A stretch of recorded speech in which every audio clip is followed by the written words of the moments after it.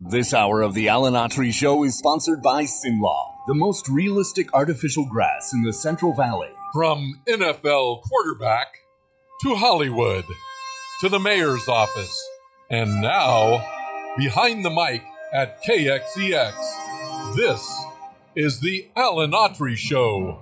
No retreat. And so, my fellow Americans, ask not what your country can do for you. Ask what you can do for your country. Mr. Gorbachev, tear down this wall. What the hell's going on out here? Everybody grabbing out there. Nobody. That the only thing we have to fear is fear itself. Today, I consider myself the luckiest man on the face of the earth. I'm not fearing any man. Mine eyes have seen the glory of the coming of the Lord. So, 5 seconds left in the game. Do you believe in miracles? Yes! Unbelievable. We are live. We are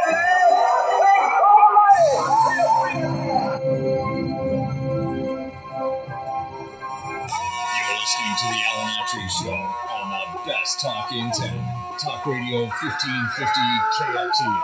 And welcome to Alan Autry No Retreat. It's Thunderous Thursday, coming to you from our bunker here at Manchester Center. Soon to be moving to a new location with a lot more bells and whistles. A lot of fun. We're going to be able to talk to you folks directly in the next few weeks. We'll let you know exactly when we're going to kick that off. But today, we're going old school here over the airwaves, radio, and Twitter, YouTube, wherever you can find a place where they're streaming stuff. You'll see my ugly mug there pretty much for 1 hour a day, 12 to 1 o'clock. But I'm excited because today I have with me my really good friend, Dennis McCourt. Dennis, welcome. It's my privilege. I'm really glad to be here with you, Alan. O ye of Kingdom Talk fame. Yeseth I thouest beest. Please give it the time so people can watch it. That is every Saturday at noon is Kingdom Talk, and then that's noon to 1, then 1 to 2 we have Kingdom Talk 2.0 with Pastor Charlie Avila. Sounds good, but you abandoned King James and went New International Version on me. I can only carry bilingual. that. We're bilingual here when it comes to the Bible. Well, I know you're going on fumes, but you go on fumes better than people with a full tank of gas like me. Last night, you attended a school board meeting here in Clovis High School. For those listening around the country, we got people all over New York. Appreciate you tuning in, obviously. And you have your local school boards there. And more than likely, those school boards are discussing the issue of parental notification when a child comes to, for whatever reason, to a school official, whether it be a teacher, a counselor, an administrator, and says, I'm born a girl, but I feel like a boy, and I'm thinking about the gender reassignment stuff. And the big controversy around the country is, what does the school do with that information? Do they have a right to keep that type of information, this type of struggle going on in the kid, whereas they would be mandated to report other things like, I'm thinking about committing suicide. I'm not equating gender reassignment with suicide. Please understand, I'm talking about the magnitude of the issue. And it's something that small town, big town, it seems like every school board is either dealing with it or getting ready to deal with it. Well, last night, Clovis Unified dealt with it. And Dennis has some very strong feelings about this, as many people in the community, many parents in the community. So last night, I guess they had a marathon meeting.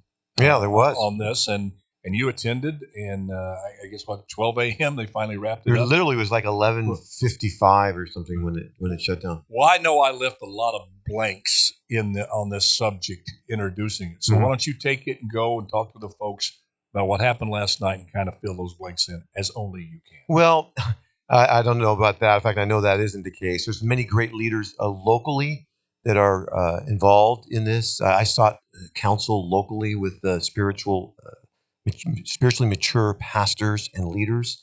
Also, statewide agencies, including Real Impact, Gina, who's with Jack Hibbs Group, and also They were there last night? Not last night, but I've had Zoom meetings with them and met them personally in Sacramento. Along with Karen England with the Capital Resource Institute, and then here locally with Jonathan Keller and Greg at the California Family Council. So we've not entered into this half-cocked, and not really informed. We've humbled ourselves, we prayed, and we understand that this is really at the spearhead of what's going on with the worldview clash that's happening in the culture. And so it's an opportunity for us at a grassroots level to stand up against the one-party state that's wanting to interfere with the local jurisdiction of the school board and the God-given mandate of parents to oversee the education of their children. It's really statism, as you know, Alan. And with all the bills that are coming out of Sacramento, this is bigger than just parental rights. It is parental rights. It's about so much more. It's about statism and who has the right to oversee the life of their children, but also their own lives and our own expression of our faith in every sphere of life. And these bills that are coming out of Sacramento are ominous. A couple of them have been passed. I don't know if you've talked about AB 957, where a judge in a custody case must side with the trans-affirming parent over the person who may be of faith or of no faith. So in a situation, whether it's the mother or the father, the child's 13-year-old's a boy wants to transition to a girl, or going through that process and think they do. Hey, if I did everything I thought I wanted to do when I was 13, 14, 15, my gosh, I thought I was Superman at 13. No, really thought I was Superman. I mean, I had an imagination. If I could have had, superpower reassignment at that time, I would have taken it. I would just said, and by the way, can you put me a little antidote to kryptonite in there as well? All that stuff. But in this bill, correct me if I'm wrong. Yeah. You guys know a lot better than I do. But just what is drifted back to me, what I've seen, is if the child at whatever age says, I want to do this, and there is a conflict between the parents whether they should go forward at that time. Yeah. The court says the one who supports the kid saying, I want to do this surgery, which many times can result in a physical mutilation, the removal of breasts, castration, chemical castration, and other things that you can't come back from. You can't, you do it at 13, and then you say at 16, can I have a do-over? And you can't. Am I right? And that's exactly what's going on. So if a person of faith or no faith decides the best way to help a child, I mean, we're talking in some cases literally 5, 6, 7-year-olds.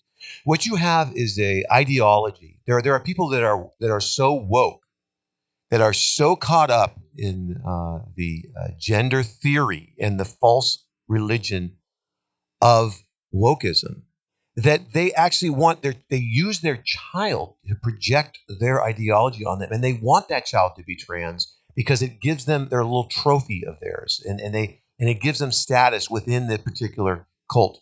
But then it just isn't, to me, I've known quite a few atheists in my life. Spent a lot of time in Hollywood. Yeah. You got quite a few God-fearing people, but you got a lot of people that just don't believe in God. Just call them the atheists. Most of the atheists I know, the vast majority, would really have a problem with this as well. I agree.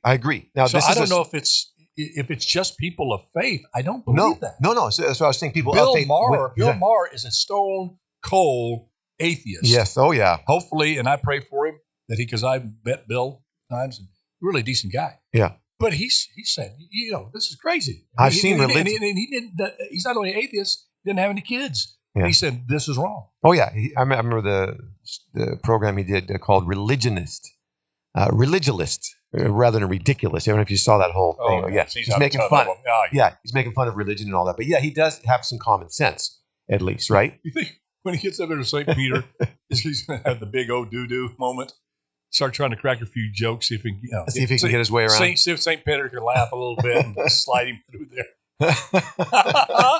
But go ahead. This is a very serious subject. But you got to laugh. You got to laugh through the tears sometimes. Folks. Yeah, you do. You do. It's healthy. But my point was, okay, pick up on these bills. Yeah. But and we talk about the faith-based community, which by and large are leading this charge. But I think they have a lot of folks in the Army. Yes.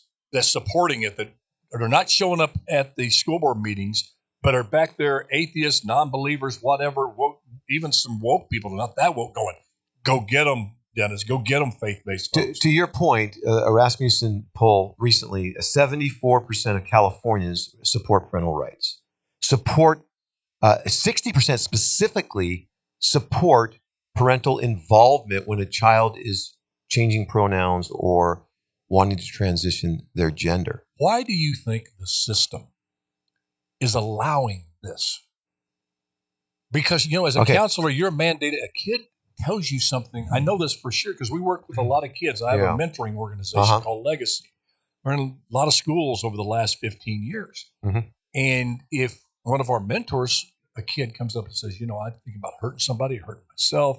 I feel depressed. I don't know what I'm going to do. It's things like that. You're what they call a mandated reporter. Yep. Somehow this does not fit into that category, or it does, and they're just saying, well, we're going to carve this out. Yeah.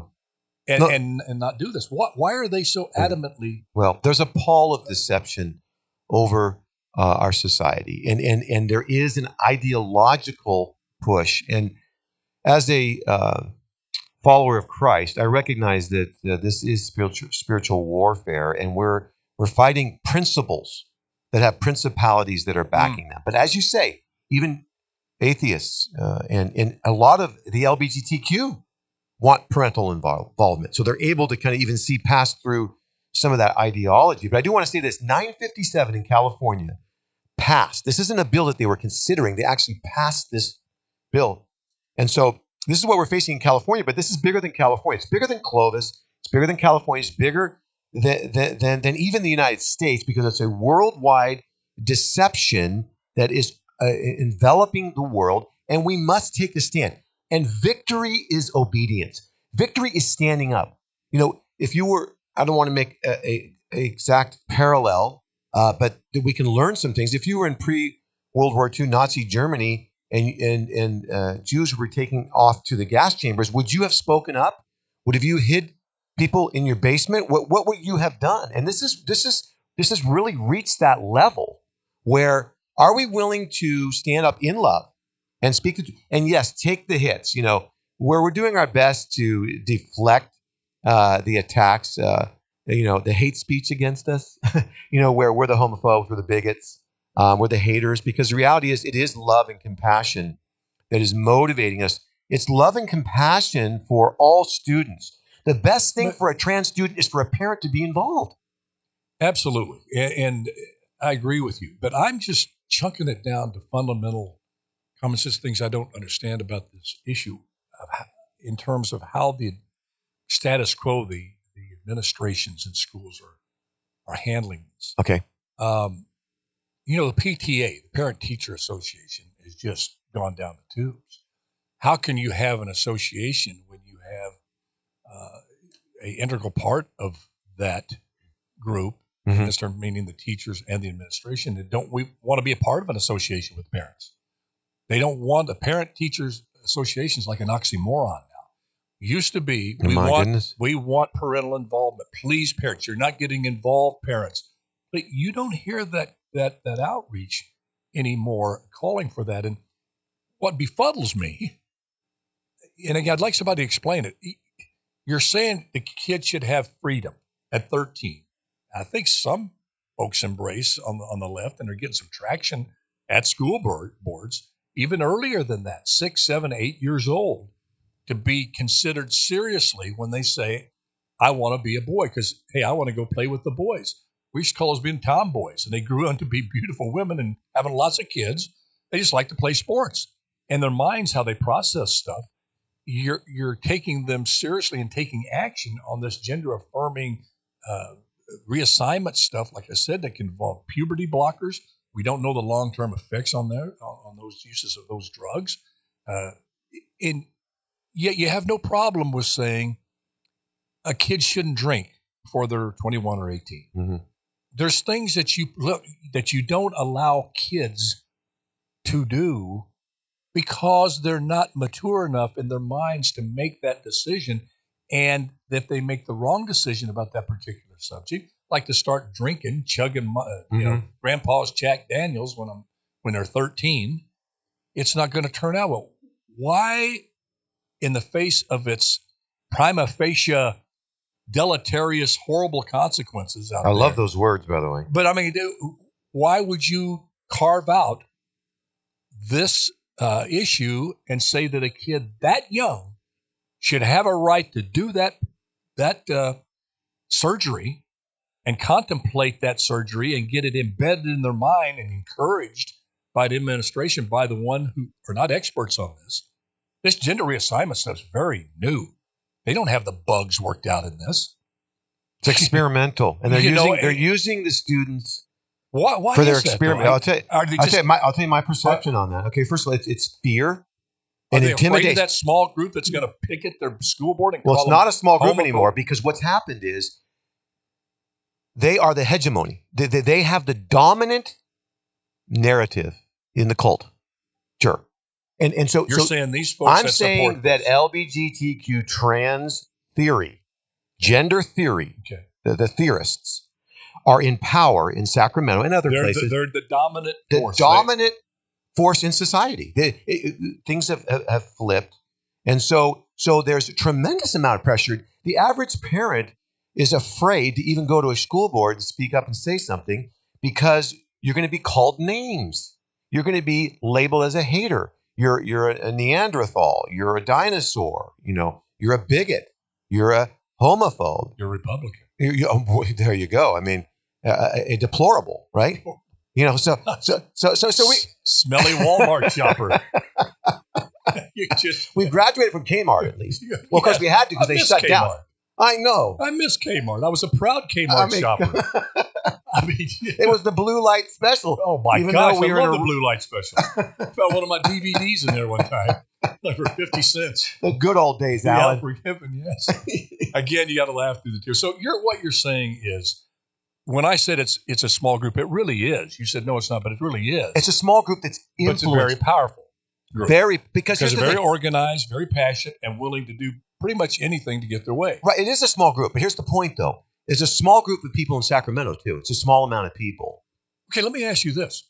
I hear you, and they seem to be the ones that say to the rest of the legislature, look the at governor, these bills. Jump, and the legislature says how high. You have another bill? Well, yeah, I do. They passed a 665. It should actually be 666, by the way, but it's 665. All right, and this is basically saying a child goes out and does drugs, maybe doesn't do any drugs, goes out and they decide, I don't want to go home tonight. So they let an official know that this child doesn't want to go home, that they feel somehow unsafe. Without any investigation, the state takes that child and puts them somewhere in state custody. And who knows what kind of exposure they're going to get. Well, look at here locally. They put them in the county. They had these kids sleeping on tables. Yeah, exactly. Remember that? I remember that locally? I don't specifically remember. Yeah, they had these foster kids sleeping on tables in the county office. There you go. Well, they had, and I don't blame the guy who did it, open up the door and let the person sleep there. But your point being, you don't know where these kids are. Right. So that's and it's and I'm sorry, I'm going to say something here's going to get me in trouble.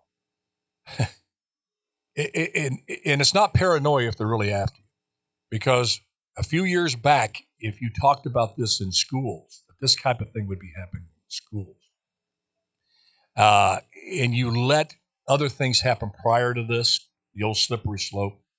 And when the words were uttered, usually by conservatives, those words were, they're coming after your kids. Yeah. That was the rally cry to call you everything in the book. Bigot, homophobe, this and that. And it's not really about a sexuality. It's about a twisted ideology, I think is what you're saying. Yeah. Caitlyn Jenner Yeah. does not support this. This type of activity in the school where you're letting these kids pick that. And here's a person who struggled with that many years. Mm-hmm. You would think and say, well, wow, I wish I would have done it earlier. No, it's much more complex than that. And you hear, you always seem to hear from the same people that advocate for it.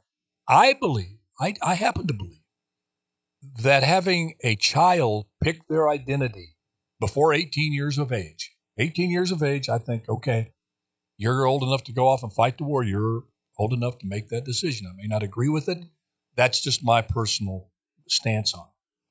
But I don't think the majority of people in the trans community agree with these. Well, that's true. That bill. Well, I just don't. Well, there was actually a state. Because the two that I know, it's based on two that I know. I actually know. I've met more than two trans individuals. Yeah. But I actually really know pretty well two of them, and they are just adamantly opposed to this bill and this type of thing. That's correct. The majority is with us on this particular parental rights issue.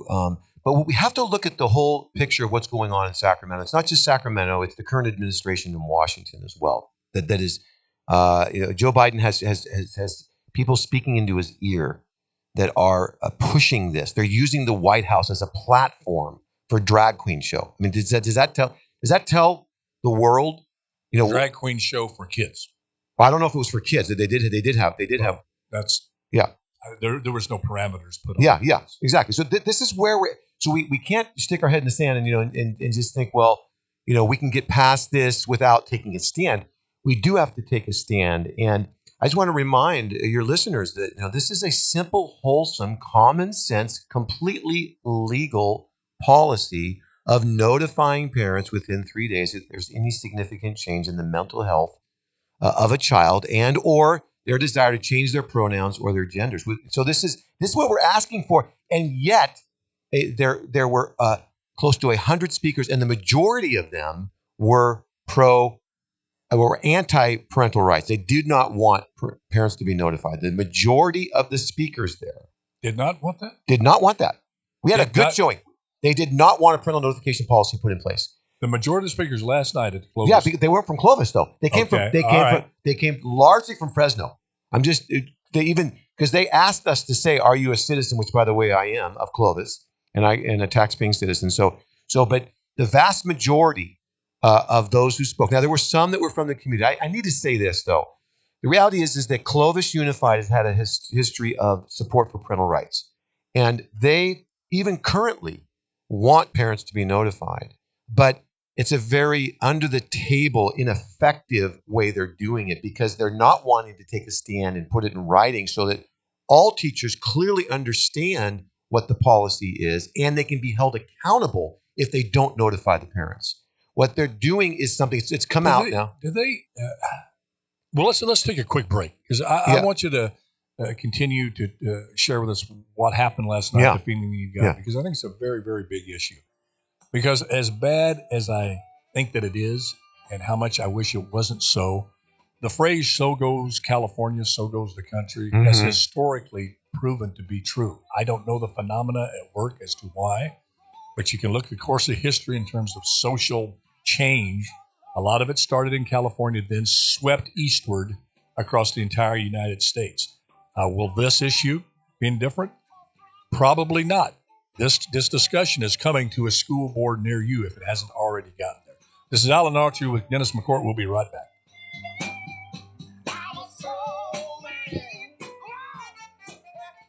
Yeah, I really want. We're on. Okay. Okay. I didn't. Thanks for reminding me. King James again.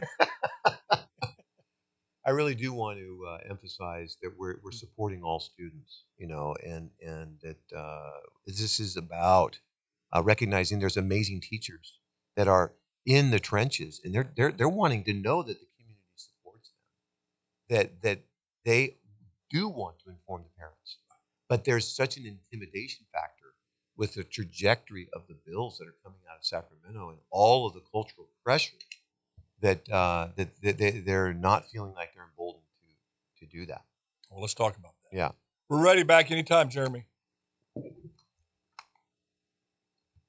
I'll be ready in about 1 minute. You got it, buddy.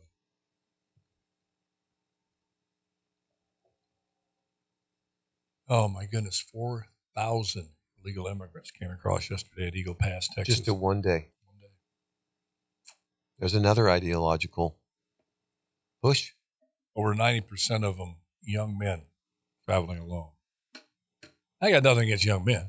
I have a nice young man who's my son in New York studying acting. But talking about these families, I just find it hard to believe that they're all fleeing from people that are trying to kill them in other countries and seeking asylum. They just don't have that look of fear in their eyes that, boy, I just escaped the cartel. I know I'm judging, making, judgments and thoughts on just by what I see. But, and I can't fault somebody going wherever they can for a better life. I understand it. But it has to be orderly, not just for the health of the country, which is essential, because if you seek destroying this country economically, there will be nothing here to help you. You won't be able to come and live the American dream. And if you come here wanting to work your way up, get yourself educated, work hard, play by the rules, then it's still one of the few places in the world where you can get what you want in life. If there's a chance, nobody's going to guarantee you anything. Nobody's just, you ready to go, Jeremy? Okay.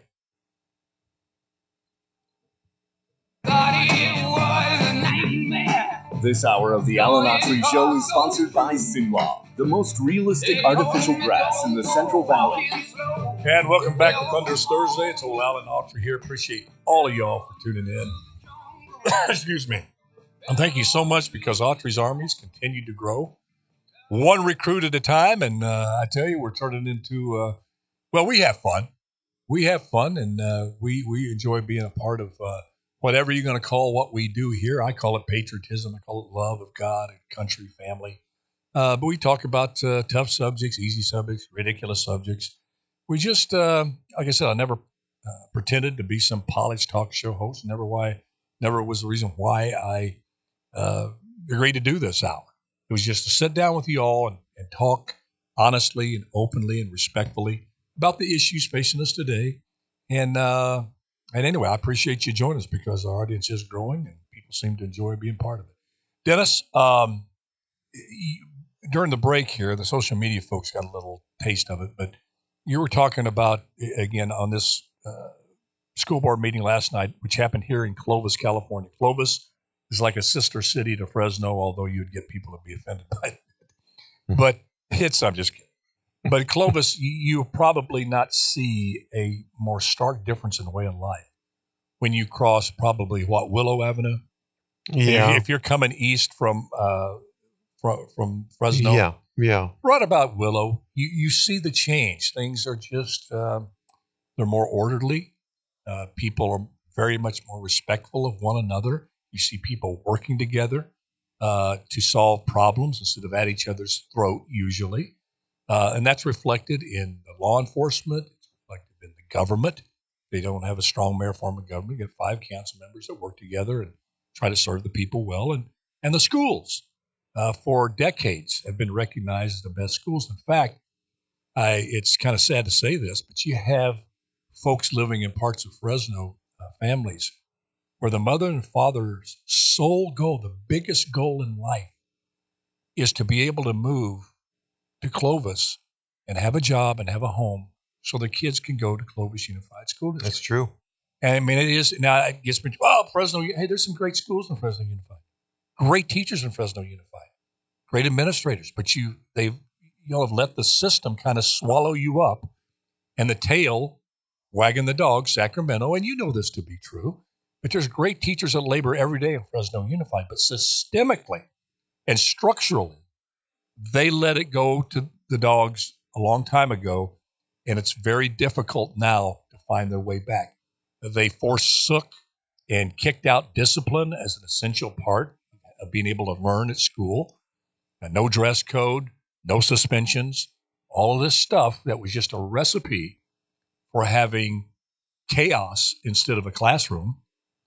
That started a long time ago in Fresno. Wow. So far in Clovis, when big decisions and change have been put forth, there's been great scrutiny and great due diligence done at the school board in terms of discussion amongst themselves and the community, whether that change before them was either good or bad for Clovis Unified and the city of Clovis.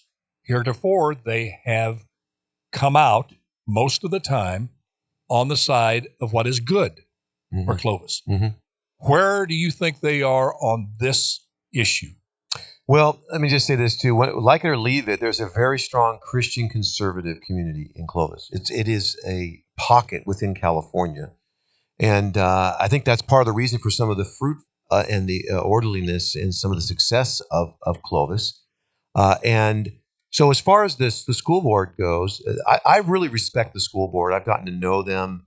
I've had conversations with most all of them, a lot of emails back and forth, and really supplying amazing resources through these agencies that I mentioned earlier to give them all the legal founding and support that they need to do the right thing and put this policy in writing. But there's been this kind of under the table, we're going to kind of do a milquetoast approach to this. And in today's culture in California, you can't do that. There's momentum, Alan. 7 school boards have joined in with Chino Hills and have implemented this particular parental notification policy. Some of them have changed a few words in it, but it's still essentially the same. Isn't Newsom suing some of those schools for doing that? One, A.G. Bonta has an immoral, a legally unfounded lawsuit that he leveled against Chino Hills. Sonia Shaw. She is an amazing woman, and she's taken the lead there. And the Attorney General, he is leveling this lawsuit, but according to several agencies, and in fact, there was a federal court judge that sided with 2 teachers down in Southern California in a federal court injunction where they sued the teachers that are women of faith, said that it's against their conscience to lie to parents and not inform them about their children's transitioning. And so the judge came out with this amazing decision. He said it was a trifecta of harm on the constitutional rights of the students, of the parents, and the teachers who hold in their conscience that it goes against their conscience to actually not inform parents. So there's conflicting juridical decisions that are going on right now. The law is not fully fleshed out, but the reality is that it's not about whether they're going to get this lawsuit or that lawsuit, because lawsuits can come from all sides, right? It's a matter of doing the right thing. And Clovis Unified School Board wants to do the right thing. These are good men and women that want to do the right thing, but it does come down to, and I'm not saying this in a negative sense, but follow the money. So it really does come down to that. Some of them in a good heart are saying, look, we don't want to use funds that we can use to help educate and protect children to fight a legal battle on this. But the reality is that lawsuit that was leveled, most likely the Attorney General is not going to sue other school boards or school districts right now because he's using this as a test case to see where he stands. Then if he wins, then yes, they will enforce it across the state. So this is the time to join in with the momentum of the other school districts and say, we're going to stand with them to draw a line in the sand, to not allow Sacramento to overreach into the local jurisdiction of the school boards.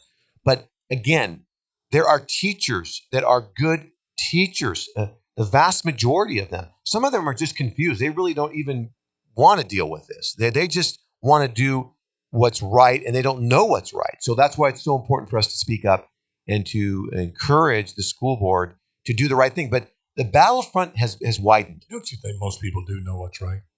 Most do. Most. Yeah, I think if maybe I'm just, an old school hardliner or not. I don't like to think of myself that way. I like to think that I keep an open mind. But as they say, I'm going to keep an open mind, but I'm not going to let my brain fall out. Certain issues, it seems to me that Clovis Unified in the past that I know of would have had this thing settled in probably 15 minutes as an agenda item.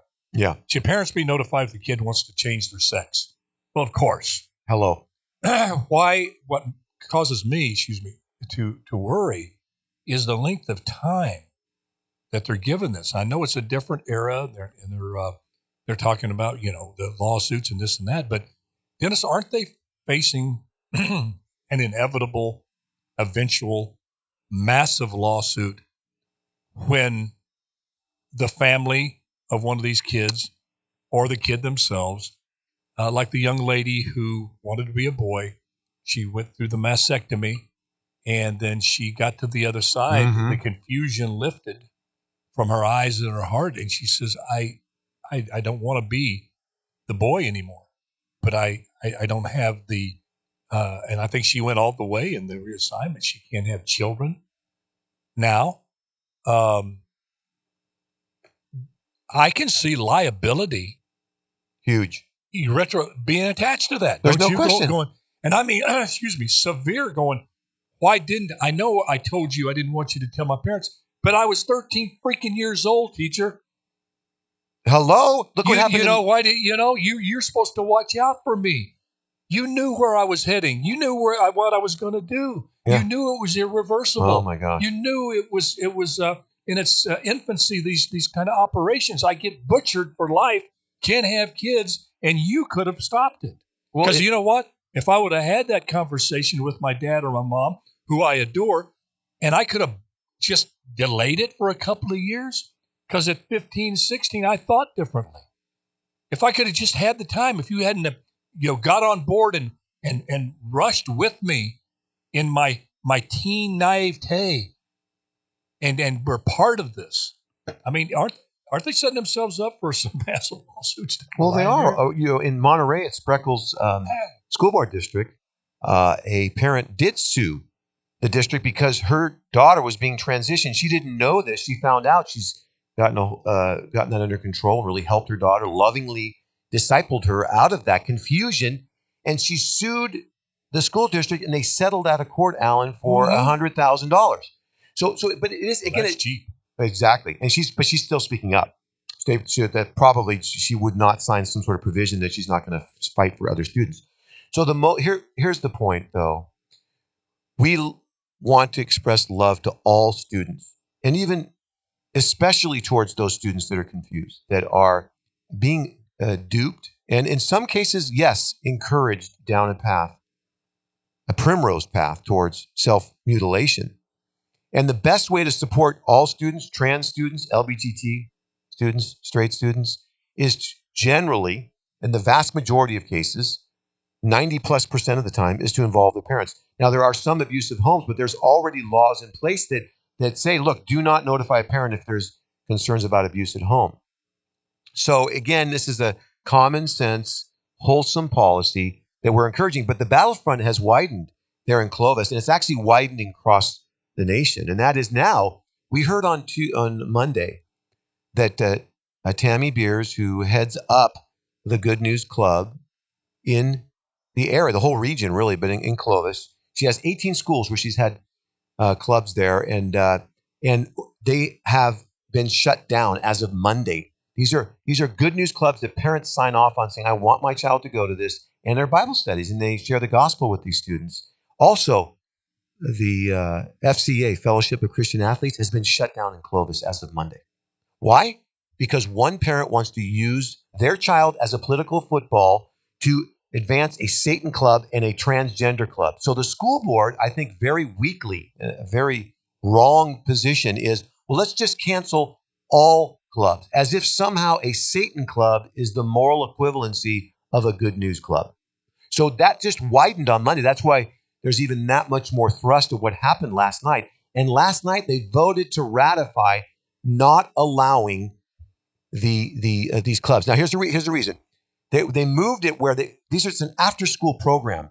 Parents want their students there because they want them to hear the good news, but also it's an after school program. It helps them in their parenting. Well, how can they shut down an after school program? They move it to 6 o'clock. And in effect, it shuts it down because parents are not going to go back out. Students are not going to go back out to school at night to have a class. So they're saying, well, we're not shutting it down, but effectively they are shutting down the Good News clubs by saying all events that are they're not originated from the school have to be held after hours after 6 o'clock at night. But the official school day ends at what, 3:30? I think so, and some even earlier. Well, no, by law, they're supposed to open that up for public use. You should be able to petition those facilities, churches. Thank you, Alan. I mean, My goodness. We went to church over there at Alta Sierra when it was there's a church. A lot of churches use those are our tax dollars. Now they're after granted at night, but has anybody challenged that? Oh well, we were last night. I actually spoke to that, so we had opportunity to speak to both issues, and The reality is they've been around for decades and have had such amazing success. Oh, Been Fellowship such of a Christian Athletes is. my goodness. You know, let me tell you, it's probably going to rub some people the wrong way. Excuse me. If they would just say on campus that, no clubs, no this, no that, I would think it would be not good. But I could go along with that. But they won't do that. I don't trust them for a second and not letting these other groups, unsavory groups, come in there and do their thing because of fear, the fear of being, these folks that are on this radical agenda, they find a way to intimidate. That's part of their basic strategy, is to intimidate leaders, shame them. It's an old Marxist technique. You cancel. I mean, Karl Marx came up with the first cancel culture. That's what something's just called different. Yeah. Anybody that's in your way, you don't just get rid of them politically. You destroy their reputation, their ability to ever come back and haunt you again. You squash them out completely. And that's what we're seeing that in spades. You're seeing that everywhere. And you do a little reading, and like I say, it doesn't matter how smart you are if you don't stop and think. And when you stop and you look at this, it's pretty apparent. Let me ask you this now. Just got a few minutes left. I guess we can take a stab real quickly at how we got where we are today without, going on and on. I think it's pretty simple. I think parents, society, people that really care about kids, that they just get taught a quality education and keep these social engineering things out of the schools. We just were asleep at the wheel. I can't sit here and tell you that I know one school board member's name in Fresno Unified or Clovis Unified, and that's pretty shameful. So how just not watching it, letting this happen, just blind faith that the system was going to raise our kids. We're giving them 75% of the time from the time they get to kindergarten till they're out of high school, and we didn't check on it. We never thought in a million years this kind of stuff would happen. We thought our basic values were going to be reaffirmed at school. Decency, respect for all, rights, free speech, yada, yada, go on, so on and so forth, discipline. So we find ourselves in this total chaotic state when everything's turned upside down. Yep. And you're having teachers helping 13-year-olds and 12-year-olds get gender reassignment. How do we fix it, Dennis? I know it's whatever it's going to take is going to be a long haul, but where do we begin? All right. Well, the good news is that we're already successful because we're standing up and we're speaking up. So there's a great momentum, and it's such a privilege and honor, Alan, to work with these amazing people that are courageously, with integrity and respect and responsibility, but boldly speaking up at this hour. I cannot tell you the level of the quality of these amazing people to stand with. And so we are winning because we're not being silent. I don't know that we can fix it, Alan. I don't know that we can fix the school system. Some of us early on saw this decades ago. We pulled our kids out. My wife, I say we homeschooled. My wife homeschooled our children. She did an amazing job. Okay. And many parents have seen this. But I think that we want to mitigate as much as possible the damage that's being done by the ideology that's coming out of Sacramento and other places as well. But I don't know that we can fix the public government school system. And the best option for many, not all, the best option for many parents is to help them facilitate the largest mass exodus out of. You're talking school choice. School choice and homeschooling and charter schools, whatever. Private school. That's what I'm saying. There's four ways to learn school: public, private, charter, and homeschool. Exactly. And they should all know one size does not fit all with the kids. But don't you think if you got better people, more common sense people, courageous people on the school board, that's the hope. That there should be the one out fighting Sacramento, because what you have now, though, is in Clovis's case, you have a board, good people on that board. Yep, but they have a system where basically they are a rubber stamp for whoever's the superintendent. That's been the Clovis model. Here, your school board members, stay over there, stay in your lane. The big decisions are going to be made by the superintendent. And that's been the case. We had some great superintendents at Clovis Unified. And I don't know the person in there now. It's probably good. But when you get a superintendent who happens to get compromised and loses the backbone, my Lord, and starts bowing down, that school board somewhere stopped leading. It's the tail wagging the dog. They stopped leading. It's really happening. And you know where I saw it part of the beginning? I've seen that firsthand. Do you remember? Gosh, it seems like it was 15, 20 years ago. It may not have been that long, but I think I think it was in Cincinnati, and I may be totally wrong with that, but I'm not wrong about this. What happened? Yeah. A teacher flunked about 15 kids because they were caught completely, hands down, cheating on the test. Yeah. And she failed him, and she would not let the kids do a makeup test. Well, what punishment is that? You cheated. And we're not going. No, I'm not going to let you take it. They went to the school board and the parents, instead of backing up the teacher, saying, Johnny, you got what you deserve. You had all these parents show up going, you mistreated my little Johnny. Give him a break. Lord, give him a break. Let him take it again. The school board backed up these parents. And the teacher, I'll never forget this, she resigned.